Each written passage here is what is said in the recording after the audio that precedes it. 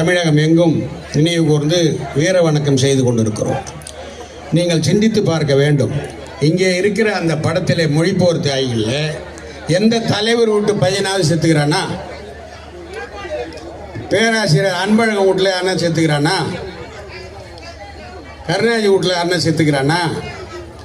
யாரும் இல்லை. சாதாரண குடும்பத்தில் உள்ள தமிழக மக்களுடைய பிள்ளைகள் தான் செத்துக்கிறான். அந்த குடும்பத்தை தலைவர்கள் யாருமே சாகலை.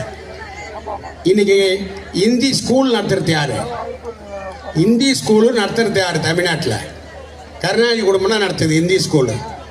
பத்திரிக்காரன் கேட்குறான். டிஆர் பாலு மூத்த உறுப்பினர்.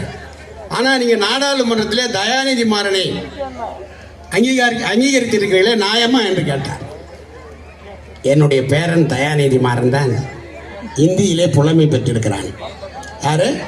கருணாநிதியுடைய பேரன் தயாநிதி மாறன் தான் இந்தியிலே புலமை பெற்றிருக்கிறான். அவனா மன்மோகன் சிங் கிட்ட பேசுவான், பிரதமர் கிட்ட, சோனியா கிட்ட பேசுவான். அதனால அவனை அங்கீகரிச்சிருக்கிறேன். சொன்னது யாரு?